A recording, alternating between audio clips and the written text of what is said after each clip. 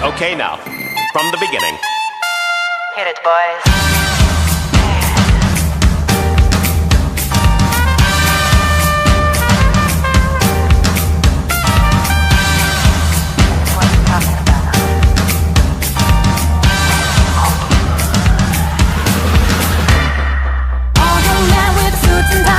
Sitting in the crowd smoking big cigars. I hope you're ready for what's coming now. I'm the one, I'm the lady that will bring it down.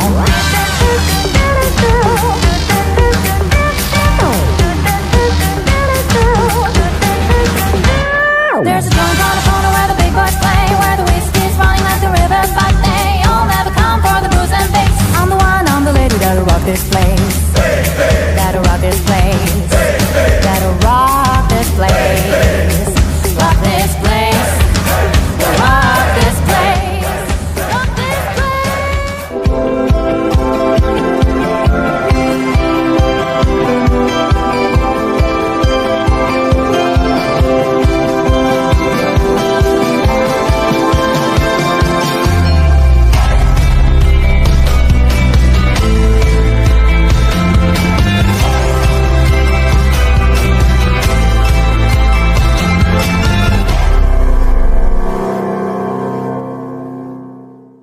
Welcome to Winning in the Workplace, where we help executives, managers, and supervisors become great leaders by becoming more aligned and more collaborative with each other and across departments. I am your host, Maurice Velasquez, and I am broadcasting this podcast live on Zoom, Facebook, YouTube, Spotify, LinkedIn, TikTok, and the many other podcast platforms, including Apple Podcasts and iTunes. So find me on these by simply typing in Maurice Velasquez or Winning in the Workplace. Also, please visit me at my website at mauricetraining.com. There you can register yourself and your team to my upcoming Leadership Alignment Summit training. Book me to speak at one of your events or conferences, or have me come speak to your team in person or through Zoom. And also where you can download my books and access my video library. Okay, today we have a great show. I have John Sherk in the studio with me. I've known John for many years. We were business partners together for a long time. We've stayed in close contact since then, and he's going to present to us some shocking realities so we can improve our recruitment and find great talent before and faster than our competitors. All right, so that's what we'll have with John coming in. And before we go there, I want to spend a couple minutes on the front of the show segment of a topic that comes up a lot. It's something we have as managers and leaders we have to pay attention to, and that is trauma creates tension. And here's what I mean by that. That individuals handle change and trauma very differently. And if we're not mindful of creating unnecessary change and unnecessary trauma, then we're going to create a lot of tension. And then we wonder, why is Henry, why is Larry, why is Thomas, why is Mary, why is Jody? Why are they not performing? They were doing fine 6 weeks ago. They were doing fine 4 months ago. And we tend to think, well, yeah, I know it bothered you that we did this, but I mean, that was like, 3 months ago? You got to get over this. See, we as managers and leaders, the more we climb up the title chain, we learn how to bounce back. Whereas our team members, they're a few paces behind, and nothing impacts them more than losing a team member. All of a sudden, there's a team of 5, and then now there's a team of 4. What happened to Mary? Okay, now I know what happened. I remember, but it still happened to me. Or what about this one? There's a team of 5, and then one of us gets promoted to the branch manager position. Look, I'm not against it. I wanted Mary to be the branch, but it still happened, and I'm having a hard time. It's a different style, different changes. We tend to downplay that. We tend to downplay that, okay, yes, that we told you 3 months ago this would happen, but what's the problem? We have to recognize that the change like that, especially when it deals with individual human beings leaving the company or leaving to another department or leaving to another position, up or down or just gone, those are human connections. And so team members, especially the ones in the front lines, it impacts them at a harder degree than others. So we as managers don't want to hamper that, and we certainly don't want to overhold hands to that, but we don't want to downplay that. There's a reality to it. It's the human element of managing people and going through the change that we have to create in order to grow. Does everything need to be happening that fast? Does everything need to be happening as quickly as it does? We tend to move. I'm one to say that we need to hire slow and then fire fast. It seems to me that we have moved more in the opposite extreme, or in the extremes of that. We are hiring extremely slow and we are firing extremely fast. There's got to be a balance in there. We'll cover that much more in other podcasts. I'm anxious to bring John Sherk on board. Hey, guys, is he still in the studio? John, you there? Come on in if you are. Hey, Mo Velasquez. How art thou? Gorgeous podcaster. How are you doing, my old friend? You already went off script, man. That's not what you were supposed to say.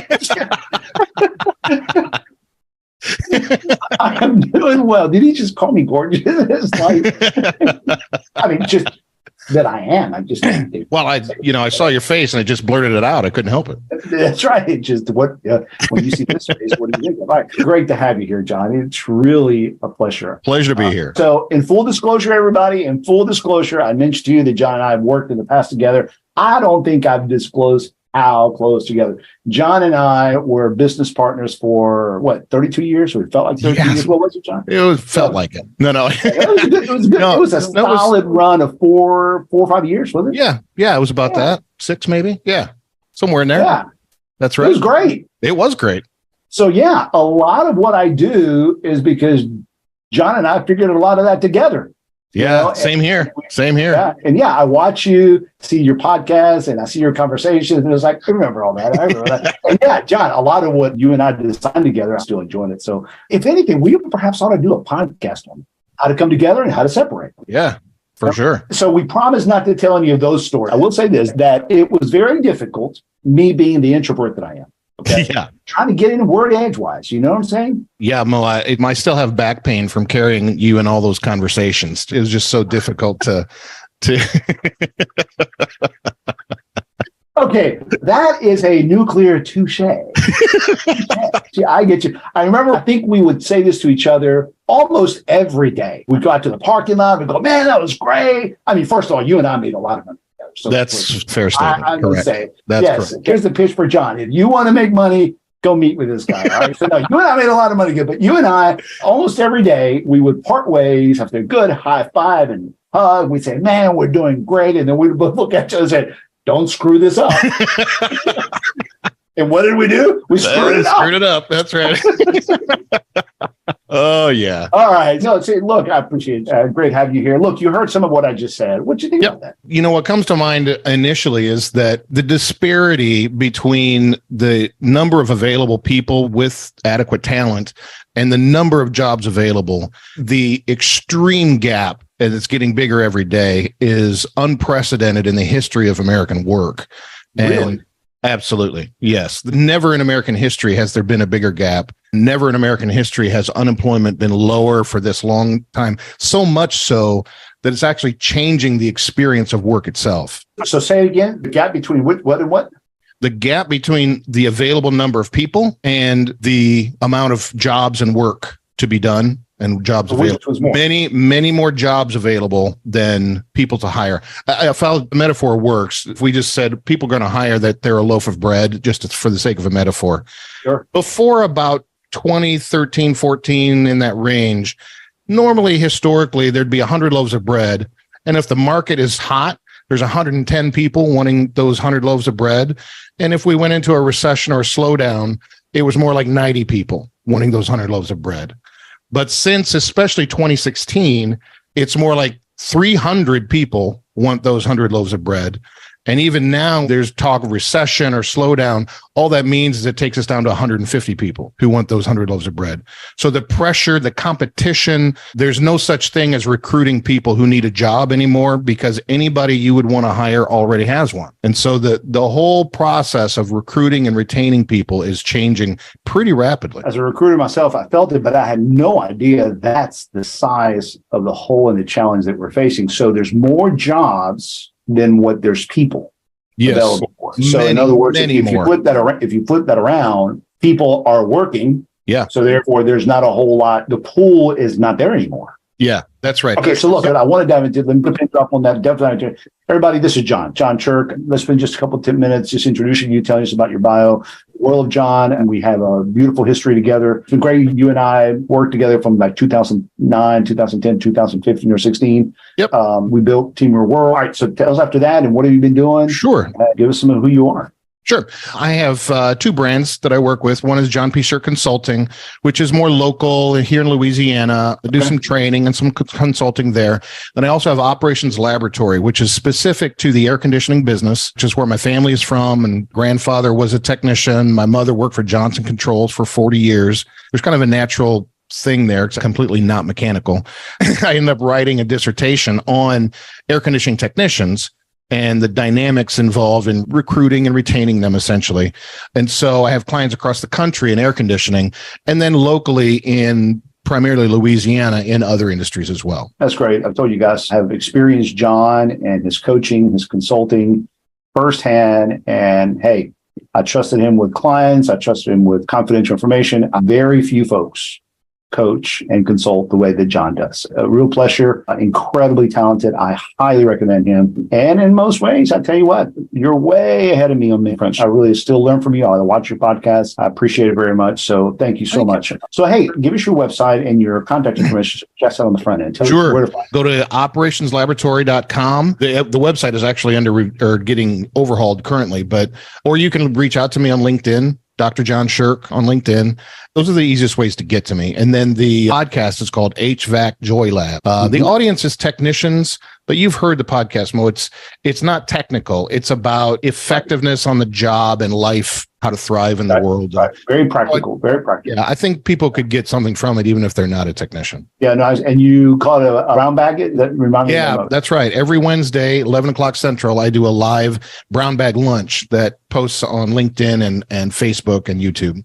So and I actually do have my lunch watching it. So it works. It's like, what? You told me to do my lunch, so I wanted to do my lunch. That's right. You got your doctorate. When did you get your doctorate?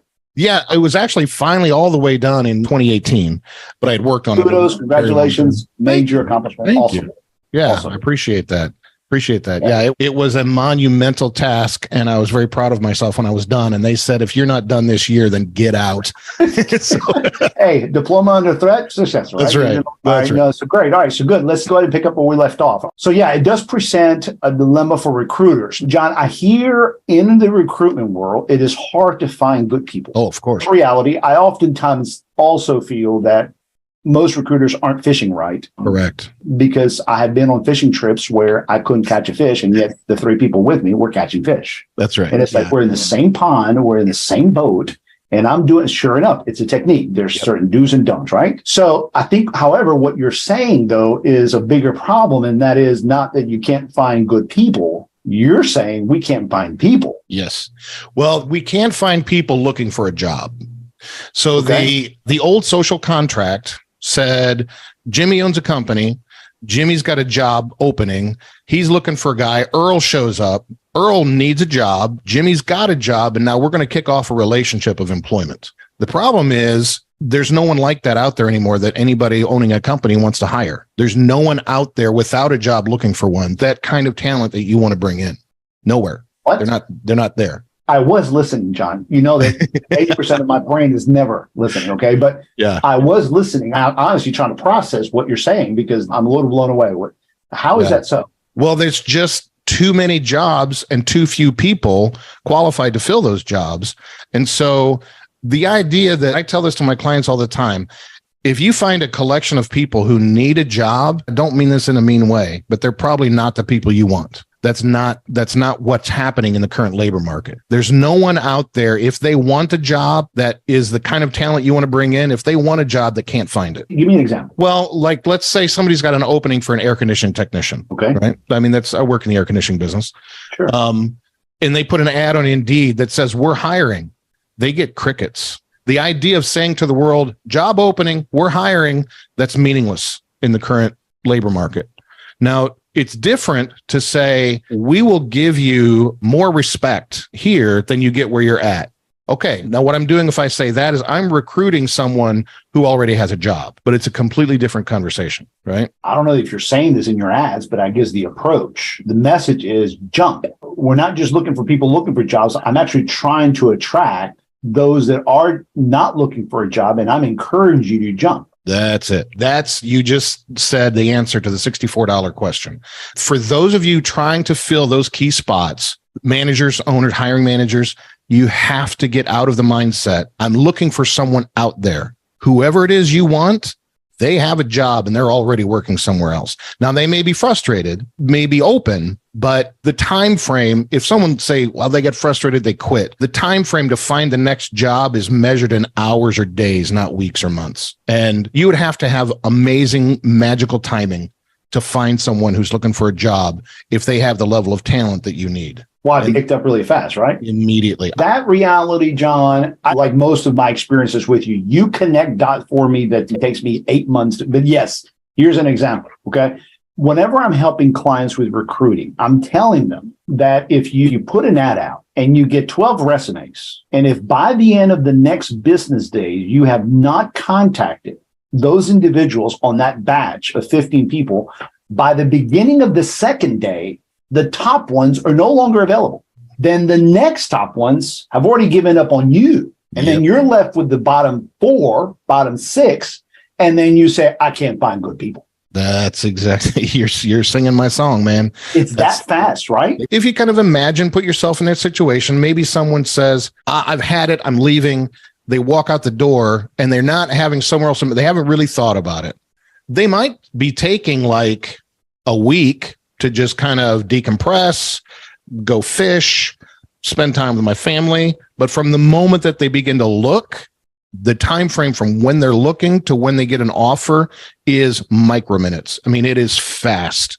And if you're not, and we'll talk about this eventually, if you're not already in a relationship with them, your shot at having that magical timing is almost zero. Your only shot is to have taken them to lunch before, and now they're calling you first. So how do I get around that then? I mean, and have a relationship with all the 7 people. What do you mean by that? I do this with clients now. I call it the in-house recruiting machine, but all it really is creating a backlog of people you'd like to hire and maintaining those relationships a lot like outside sales. A bullpen.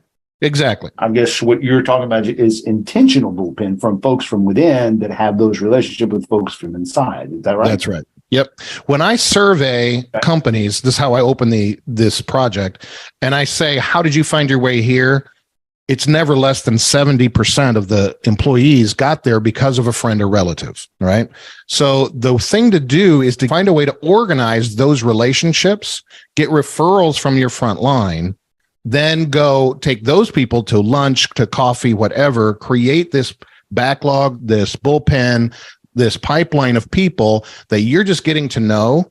Because when someone is considering coming to work for you, there's the initial offer that you're making, both the wage, but also the soft components of the offer. Here's what it's like to work here. But they don't know if they believe you yet. By going out there and getting to know them first, talking to them about their frustration, telling them your frustrations and your things you're still working on. You don't know how to solve it yet, but here's where we're going as a company. And man, maybe this will never turn into anything, but this would be great if we could work together someday. Okay.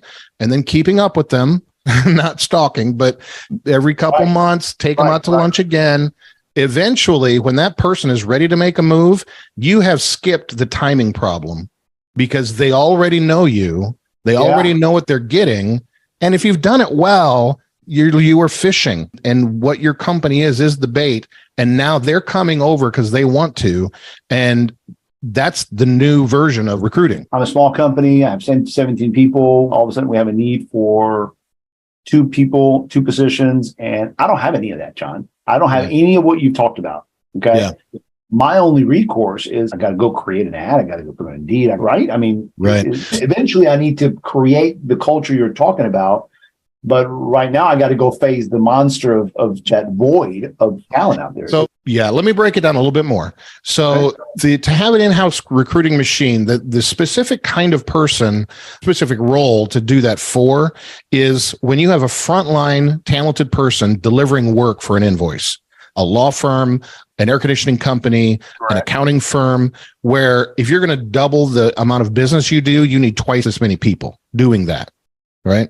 If you need a company controller and there's one of them and you could grow another 100 people and you only need the one, you don't need a machine for that. But if you are 17, but aspire to become 30, and of that next 13, 10 of them are basically the same role-ish to deliver more work that you've sold, that's when you need the machine. Okay. So that you have a network of 10 to 15 people that are ready to come on as soon as you've sold the work. And that way you can stay ahead of your own growth curve. The number of people I meet now who say, well, our salespeople just won't go sell because they don't think we can deliver what we're selling because we don't have enough people.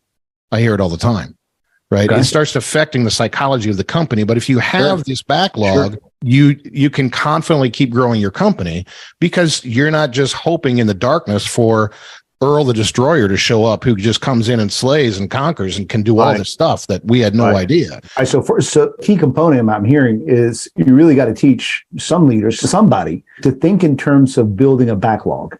Yes. In other words, pausing long enough to say, we're going to get organized about this. There's going to be an intentional approach. We're going to create the bullpen.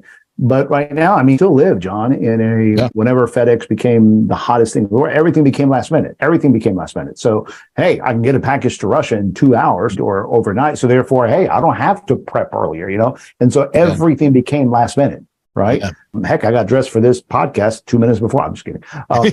So first is about the mindset of creating or teaching somebody inside the company that, look, you're not going to be able to use this right now because you actually just need to go hire somebody for this position. But in order to tackle this correctly going forward after that is about creating a backlog. Am I hearing you right? That is. And again, it's if you need to hire a number of people because you want to grow. If you only need one person and that's all you need, use a traditional recruiter to just find that one person. I guess that's where I was hovering around is I just need to hire 1-2 people. But if I'm needing to create scalability, get ahead of any kind of growth, or just get ahead of losing people, right? Right. I mean, if you have enough churn, if you only got 20 people, but you lose 10 of them a year, then you still need the machine because you have another issue to address in there, but still, it depends on how many of these you hire in a given year. So let's get realistic about that number. All we see in resumes is a 2-year stint, 1.5 years, 3 years, 2 years. They say that the average duration in the workplace right now is less than 18 months. Yeah. John, that's overwhelming. That people are just not sticking around says something to the fact that the companies who are being left with vacancies, they need to get ahead of this and know how to first retain their people, but also how to create some kind of the machine to get ahead of how short people are staying at companies. Well, and let me get into a root cause conversation about that. Sure. So this is part of my dissertation research. Anybody who's committed to a company currently, they have 3 elements of that commitment. There's the desire to be there. There's the feeling of the exchange. But then thirdly, there's this feeling that it would cost me too much to leave. For whatever reason, remember the old days, Mo, when we used to have jobs and we were afraid of losing them? Yeah. Right? That experience, the fear of losing a job, that literally that experience is fading out of the experience of work. So what do you mean? Because they can get another job in 15 minutes. Okay.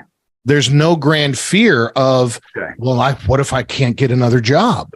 If people who have enough skill that they're the kind of person you would want to recruit, they can get another job working for anybody else in town in literally 15 minutes. I tested this with a group of air conditioning supervisors. And I said, everybody and see how fast they got fired. What would you? Well, I just said, I guess they tested me. I said, you guys can find another job in 15 minutes. They're like, ha, ha, ha. Well, we took a break and one of them said, I'm going to test this. So we got on the phone, came back after break, and he said, you're right. Got offered this truck, this wage, come right now. Are you serious? Yes. And did he actually jump? No, he didn't take it. He was just like, oh, I thought you were full of crap, but you're not. That's why I'm saying that the velocity of that process, the luck you have to catch someone in that moment versus knowing them beforehand. That's why I'm saying it's such a big deal. Okay, so I'm blown away. All right, so companies looking for somebody. And there are so many internal traps that we built into our internal decision process to agree on somebody. Here's one of my favorites, John. Okay, you find a top talent individual. They move quickly because they're willing to make fast. And you present them to the client, and one of the hiring managers says, yeah, boy, they're good. Is there anybody else behind that? Oh, yeah, there has to be. And then I try to convince, or the recruiter, because I hear this from recruiters all the time, especially within HR, they go, oh, okay, well, let me spend a couple of days to try to find a second person so that they can like the first person. No sooner we're at Thursday, I finally have a second person. I lost the first person, and then I'm told, well, you know what? We did like Mary. Yeah, but she's gone now. Right. Well, see, there again is that even that dynamic of, well, I got to interview 3 and then pick one, that echoes of that old mindset that there's these people out there looking for jobs. The risk you're taking is in the waiting, not in the hiring at that point. If you have someone and you feel like, I think they can do this, don't take the risk that door number 3 is going to enter again, Earl the Destroyer, who's going to come in. They're not there anymore. That's right. Not there. If they're in front of you, make the offer. If they're right and they're in front of you, make the offer. And if they say they need to think about it, that's fine, but you've taken it to that place. Here's another one. Yeah, okay, well, no, I want to hire this person. Let me get my CFO involved. And it takes the CFO 3 days to respond. And then boom, there you go. Yeah. You lose that person. Yes. Then at that point, we have to get into a learning curve about how we make decisions. So the recruiting process is either screwed up, it's delayed, it's not set up properly, or really the CFO didn't agree that we needed this place. So you know that's exactly it. Yeah. Right. Because so that all of that has to be aligned. Whoever's making an offer has to be fully authorized to make it. And so because of the speed issue we're talking about, obviously, whatever the wage range is, whoever's authorized to make the hire, all of that has got to be laid out prior to these conversations. The position, the role, the job description, the pay, the bonus, who are they going to report to? What are their major goals? That's got to be decided up front amongst the company. Otherwise, when you find a top person and somebody pulses for a day on any one of those things, you lost your fish. Yeah. Now, look, if the interview is done the right way and if the communication is happening the right way and you're fishing with the right bait, you might get a day, but you're not going to get 2 weeks. I'm having to have conversations like this. Look, I'll introduce you. I'll have a Zoom with you on Thursday. Right now, I'll be all frank. I'm talking to 2 other people. Are you talking to anybody else? You know, because I'm trying to prep them not to leave. And they'll tell me, yeah, Maurice, I'm talking to other people. I say, okay, then let's do this. Let's do this. How about we don't make a decision without you until Friday at 10 o'clock? And if anything comes up before, give me till Friday at 1 o'clock and I'll have an answer for you. I'm having to negotiate with people because the sense of the fact that I know, even when they tell me I'm not talking to anybody else, that's not true. They are being fished constantly. And they're going to jump if you pause. Yeah. The key in even doing that, the key is, am I positioning myself to offer something they can't get somewhere else, something other than wages? What is our real employment value proposition here? What are we really offering people? What are we promising when someone comes in? Is it career opportunity? I mean, what is it? General terms, the culture, how the managers are, am I going to be treated right? Is there development? Am I going to be told what my performance is every month or once every 5 years? Is it all that? What are you referring to? If it's okay, can I just walk through just the framework of that? What is this offer? Absolutely. Okay. Yeah. So absolutely. There are 5 progressive needs that an employee is going to have at different phases of their career and different phase of life. Okay. And if they have that need now and you are offering a solution where they currently are employed, then you can buy a little time, right? So let me walk through the 5. Okay. The first one is short-term resource issues, meaning they can't pay their rent this month. In the air conditioning business, this shows up in off-season people who are not guaranteed 40 hours a week, and they were busy as heck in the summer, and now it's the winter, and they don't have work, and somebody who offers 40 weeks a year comes in and says, well, we've solved that problem. You're going to get a little more time. All right, so you're giving me a sense of security for the now. That's right. I can solve the problem I have this month. What do we call number 1? Short-term security? Short-term needs, short-term resources. Okay, got it. Okay. Second one is more long-term stuff. Benefits, my health, just the general sustainability of working here. Basically, if I have this need, I'm not having a crisis, but I'm saying this status quo is not sustainable. This can't continue. I'm not about to drown. I'm not about to get kicked out of my house, but this status quo is not something I can live with for years. Sometimes it's a benefits kind of thing for whatever reason. Sometimes they just see their industry as being the wrong one and they need to go to a different industry. Right. So, but it's not sustainable over time. It makes sense. I was helping a company recruit a while back and I was talking to him about using your language, the long-term security. And her response was great, but within 2 weeks, am I going to realize I'm married to a jerk? I'm like, no, your managers are very kind people. Yeah. You know? And she went further. She said, yeah, but everyone says that. Yeah. She asked, is the hiring manager going to interview me? Mm-hmm. Because I don't want to find out within a week, I made a mistake. So in her mind, she bought in on the long-term stuff, but is the short-term stuff that she knew short-term, it's not going to meet those immediate things that I know I need right away. Is that the comparison, short-term, long-term? Yeah, I would say in terms of the sustainability, I'll give you an example. Somebody works in a place where every 2 weeks they get threatened they're going to be fired. There you go. This is not sustainable. I can't have this conversation every 2 weeks. Or at least even implied. It doesn't have to be. It's just implied, like, yeah, right. Sometimes a workplace can create a certain tone that says only the strong survive and we don't know which you are, like that kind of thing. Okay, so that's the most common I hear. And that's the most common that I see. The fact that the manager or the big voice in the room says things like that to a group of people. Okay. Yeah. But yet, I'm not talking about you. And I'm not talking about you. I'm just talking but who are you talking about? You're letting it land, but you're talking to me. And then it's like the crawfishing. So that could be considered, or that is a sense of threatening people's jobs. Yes. And then right alongside of that is we have health insurance, but it doesn't cover maternity and we want to have a baby. So we don't have to have a baby right now, but this is not sustainable. Got it. For all of those reasons that it's like, I'm looking, but I'm soft looking. I'm not jumping. But that's where the door gets opened. That's 1 and 2. Take us to number 3. Number 3 are relationships. Recent study out of Harvard. Harvard has one guy full-time, like a professor, but they do a lot of research on happiness. They asked Americans, not work or home or whatever, just what is your greatest source of unhappiness?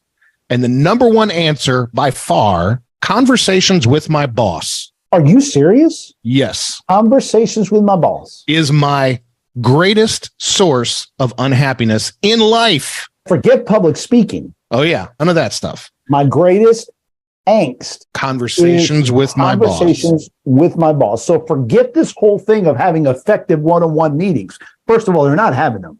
Right. That's right. Second of all, it's not one-on-one conversation. It's me talking. I'm going to tell you what to do. Yeah. It's a one-way street. All that's associated with that, it's hit number 1, John? Number 1. I'm not challenging the study, but how long ago was the study? 12 months. Yeah. Oh, extremely relevant still. Yeah, absolutely. There's a relationship dynamic. Part of what drives it is people are no longer fearing losing their job. And so their tolerance of old school management styles is getting thin. That's very true. And so when you have people who aren't afraid, they know they can get another job tomorrow, the bar that gets raised for what the manager's skill set has to be goes up fast. I was coaching a manager just Wednesday. Today's Friday, just this Wednesday. She told me, yeah, Maurice and such, my employee said, look, if you need to get rid of me, go ahead and get rid of me. I asked her, so he actually said that? He said, yeah, he told me that 3 weeks ago too. I mean, is he serious? She said, that's my concern, Maurice. I think he's serious. Yeah. I can't get rid of him. I said, why are y'all even having the conversation? And talking to him, his answer was because she brings it up all the time. Yeah. It goes back to the whole issue. Back to the whole issue. He feels threatened and he's saying, well, I'm going to call your bluff. Go ahead and fire me. This is the new standard response to an over frustrating work environment. Just, are we done? That old thing where people are afraid and they go home and they drink too much scotch or they can't sleep because what if I lose my job and I don't know what to do? They don't feel that way anymore. Not if they're at a certain level of talent. And also it's a generation gap. I find that the younger folks, they know, look, I'll just go do something else. And half of them, if I'm not mistaken, they're already doing something else. Yes. I mean, who is in the young generation? I can't remember the percentage, but it's extremely high that they already are doing something on the side. And if they jump, they'll go to that. Sure. Yeah, they can. The older folks in our generation, we're still hanging on to that fear of not wanting to jump because it's not easy to go find something else. Yeah, that's right. That's all true. All true. All right. So awesome on the relationships. Yeah. Okay. Number 4, what is it? Status or respect. In the course of our lives, generally, we go out there, we make our way in the world, we get established, we deal with short-term, we get long-term security, relationships get right. And the next thing that we long for is recognition, respect, and the chance to not only be acknowledged for what I have done, but also for the opportunity to do more, to move up. This tends to be someone who's not in their 20s. They've got more experience. And if they're where they're at, they tend to be the most experienced, let's say, frontliner, but no one's listening. They are not being acknowledged for what they bring to the table. Or worse, they feel like they're getting punished because they're the ones who has to deal with the worst customers because they're the ones who knows what they're doing. They're the ones who the boss is like, man, who would we be without you, Earl? Right, and Earl is saying, I don't know, but I'm tired of being the guy who always gets the phone call at 7 at night. That person who either they could be in a family-owned company and they've been in that company for 20 years, but dad owns it. Junior's the manager, and there's nowhere to go. They're stuck and they're 45 and they say, what is the second half here? What does this mean for me? That's where somebody else who can offer a path forward, acknowledgement of their skills. Sometimes their skills are acknowledged, but they just say, do I have to go on autopilot now for the next 25 years? No, I can attest to that. A friend of mine told me about a year ago that the way that he was able to land candidate, he picked up on the fact that this issue was predominant in her conversation during the interview. He wouldn't call it status recognition, but he recognized that, okay, she's speaking to that. And he just said, man, out of the blue, Maurice, I had to come up with it like on the spot. I said, look, let me tell you what the next 12 months look like for you here. And then explain to her the possibilities. And he even came up with some, he said, Maurice, I even came up with some titles that I'm going to have to go sell them to HR. And I said, well, did you lie to her? You know? And he said, no, that's actually how. I just never written it down. But she was asking about that. So I just told her. And that is what made the difference. She says, well, if that's what your plan is for this, absolutely I'm in. As far as I know, well over a year ago, she's still there. He was able to sell the position on the fact that we have a game plan for your growth. Yeah. We have a way to recognize you. There's status, there's compensation, there's recognition. That's what you're speaking to. Just a tip for managers and owners who are listening to the podcast. Try to get out of the mindset that a promotion is step one in a succession planning process. Oh, wow. That is so true, John. That is so true. Like if it's 1,000 steps, get it as close to number 1,000 as you can, right? Why? For two reasons. Because the more they're already doing the job, the less likely the failure at promotion, and the more continuity the company has when this promotion happens. If the company can feel it at the point of promotion, you probably did it too soon. That's solid. All right, I'm going to go back to 2011, probably. Okay. All right. The very first radio show, back then they weren't called podcasts. The very first radio show that you and I did. Remember going up the stairs? And, All right. We opened up the show, the music came on, and you and I said, what is the number one mistake that managers are making in corporate America? And one of us said, we promote high performance too fast. Yes. You know, and even our producer, the guy, he looked up and went, what? Like, you're not in this show, you know? And John, I still believe what you just said is still very applicable. 2 weeks ago, one of my clients was going to hire a high performer. And I went, whoa, stop, Nelly. You know, and then I asked the question, okay, so fine, they become the manager. Who's going to replace the high performance that you just took that person out of? Yeah, I love how you're dissecting it. You create more holes by it, right? Right. Also, like you said, it's an 18-month job cycle for a lot of people. If you have a 3-year plan to get to the next place, at least you have them for 3 years, plus however long they are in the next role. Correct. So as you position it as this opportunity, you know, saying, look, we're not going after somebody else. You're the guy, but it's going to take you 3 years to get there, but you're the guy. You now have this guy for 3 years at least. So we always talk about the job description, the pay, the benefits, and everything. You're adding a pressure here, okay? And that is we also need to have ready for that position clarity on what the growth of this position is, what career path, right? That's right. To some degree here, we're talking about retention, but recruiting is the other side of the same coin. But everybody in your company, unless it's intentionally a short-term job, everybody in your company should know what's in it for them to stay for 5 more years. I'm actually going to take your own stuff and I'm going to say, well, hold on. Why can't we approach it? We can't use the same approach for the short terms. A clerk at an attorney. Sure. Okay. Yeah. I'm going to keep you here for 3.5 months. Here's what that looks like. Yep. Because if I tell you that you're going to be here for 4 months, you know, that person's already looking for something in a month. Yeah. I need them to stay engaged for 4 months. So, I mean, why not do that there? I'm taking what you're saying. You see it everywhere. I think that's that's not being done, John. What we usually do is this. We usually say, well, I'm going to hire this person based on experience and we'll figure it out. Yeah. Okay. Dangle this carrot, this vague carrot out there and hopefully they'll take. And then when they come in, they realize no one's talking about the carrot. Yeah. That was used to get me in, but now nobody wants to talk to me about it. And John, I get a lot of calls. 4 months later, I was the recruiter and they're tattling on me. Hey, Maurice, help. And I'm going, oh, great. Oh, yeah. Oh, man. Let me give you an example of this. Because, you know, I work in a blue collar world a lot, not only, but a lot, right? Right. So client has a need for entry level people who will stick through the process of getting competent, and not just flag out every 3 months. They're hiring people who don't have a lot of experience and building them up. Okay. So I run the survey. One of the things that comes up is for the people who have been there, this place helped me buy a house. Very moving comments about, I never thought I could do this.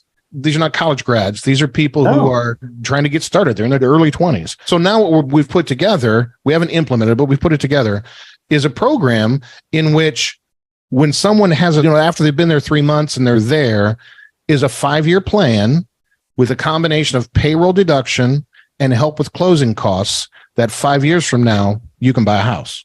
Awesome. The company is not overspending. They're not putting the down payment in there. They're doing the payroll deduct.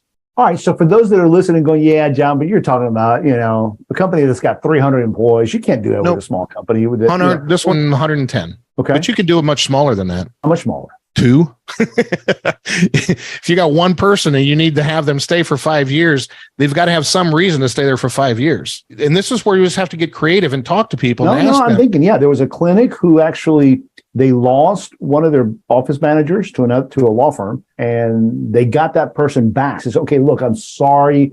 We talked to you about paying for your son's tuition. And she said, okay, is that back on the table?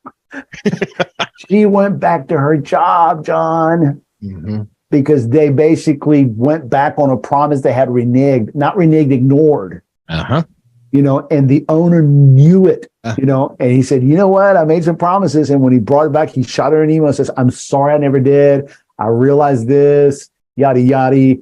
I'm willing to put this back on the table. She called me back. She said, Maurice, I'm not taking the job. And I was like, what? And when I called the law firm and I told them, look, this happened, their response was, well, we're not going to do anything like that. And that gave me a little glimpse as to the client. Yeah. And I realized, wow, that is very real. It happens all the time. And I'll just throw in, this is probably going to come off a little salesy, forgive me. But let's say you have 50 people and you're trying to keep track of all of this. And you're like, John, it sounds great, but I've had one promise and I forgot it. How do I keep up with 50 of these? Correct. You got to bring in someone like me and Maurice to help you with it, because, business owner, you have a day job. This is our day job. Let's take it away from the salesy, okay? All right, I'll just say it. You guys have to call John Sherk. Okay? Yeah, cut to the chase. Call John Sherk, okay? You need a testimonial? Stay listening to the podcast in the next 18 seconds, because I can attest firsthand experience working with John Sherk. Your team, your information, your culture is safe with John, and he knows how to take it to the next level. So you're not self-serving. I'm promoting you. Thank you. That's what part of this is about, John. And, I believe in you, so kudos, okay? Let's do this. Let's talk about the 5th. Yeah. Let's go to just to make sure we don't miss it. Because we say 5, we only do 4, you're going to get a bunch of emails. So, well, no. See, it's different. Everybody knows Maurice. So it's like, well, I'm surprised that Maurice let John get to number 3. And for all of a sudden, he starts interviewing another guest in the middle of it. Go to number 5. So the last one is what I call the pleasure of expertise. And this is someone who often has a lot of experience. They still like doing the task. They don't really aspire to become a manager. They like the work, but say that again, man. Say that again. They like the pleasure of being an expert at it. They're not looking to be a manager. They don't want to be a manager. They want to just do this. This is what they do. Don't hold it over my head, and don't use it against me if you offer me a promotion and I'm not interested. I see that all the time. Yes. I see that all the time. Yeah. And then we poo-poo the person because we tell them, what, you don't want to grow. You don't want to know what's the matter with you. And then that becomes ungratefulness and unthankfulness. And then all these guilt. I'm fine with what I'm doing. Yeah. Is that what you're talking about? Exactly. Because here's the thing. You spend 10 years becoming an expert at something. When you do that, man, it feels damn good to do that. It does.